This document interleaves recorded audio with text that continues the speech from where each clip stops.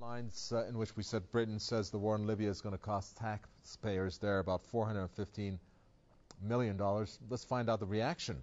Let's bring in Jim Brann from Stop the War Coalition, who joins us from London. Jim Brann, welcome. When the war on Libya began in March, Chancellor George Osborne, well, he told British MPs that the bill would be in the tens of millions of pounds. Now it's in the hundreds of millions of pounds. And, of course, this comes at a time when the UK economy, as you're well aware, is in a bad shape. And, of course, it's not a cheap war. It's probably going to become heftier. Will it be worth it for the UK? I mean, I think, in a sense, you can say they can afford it because it comes out of something called the contingency reserve. But clearly there's a problem that they really don't know where it's going to end. They have no idea. Every calculation that they had back in March has gone out the window. It was supposed to be a quick war. As you mentioned, it was supposed to be tens of millions, and it was supposed to be a number of days. I think they thought they could dive in and do a kind of armed coup within about a week, and that's all gone wrong. So it's all up in the air. Well, let's look at what William Hague has said about this war. His statement, the most recent one, he said, is cheaper than the aid effort. How do you explain this statement from Hague, which, in a sense, appears to justify the cost? I think there are so many ridiculous things being said that it's almost impossible to comment on every single one. That stands in line with, well, the whole notion that they're there to protect the civilian population. I mean, clearly they're getting more and more desperate. They're getting more and more careless. They only have one weapon in their locker, which is air power. It doesn't work for their aims, whether their aims are legal or not. And so you end up with, I think, ridiculous statements like Hague's to go alongside a ridiculous explanation of what they're doing. Well, I'm almost tempted not to ask this following question. I have a feeling I know the answer based on your response there, but it's been several months since the war has begun. Really, when we want to look at the achievements, not much there.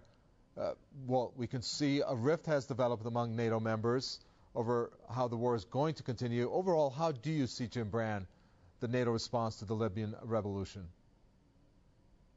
I think undoubtedly this was an attempt to intervene in what is known as the Arab Spring, to achieve a victory, if you like, to achieve a dent or a breach in that process of the Arab Spring, to present NATO as a liberator among liberators, and in contrast to, for example, to Egypt, where clearly it was the doing of Egyptians. There's no doubt whatsoever that the changes in Egypt were the result of the efforts of the Egyptian opposition. And the intention of NATO was to dive in with its air power and its armed force and so on, and say, we are the liberators of the Libyan people, and to do it under the guise of protecting them. And in fact, what it's done is it's dived into what was a civil war and made it to all intents and purposes, a war of aggression, where it's converted a civil war into a war on Libya by NATO. And the original calculations, as I say, have all gone out the window. You have Mr. Frattini of Italy. When you think that Italy is the principal land base for the bombing of Libya, okay, there's some being done by the French from the sea, for example, but Italy is the principal base. And if you have the foreign minister of Italy declaring that there should be a ceasefire, I mean, you can wonder why Italy simply doesn't declare that no planes are to take off. So there's an element, I think, of deception in what Mr. Frattini is saying. But nevertheless, he said there should be a ceasefire. I would draw people's attention to the statement, I think it was yesterday, by the Ugandan representative, who spoke at a meeting between the African Union and the United Nations Security Council. And he made some very powerful points.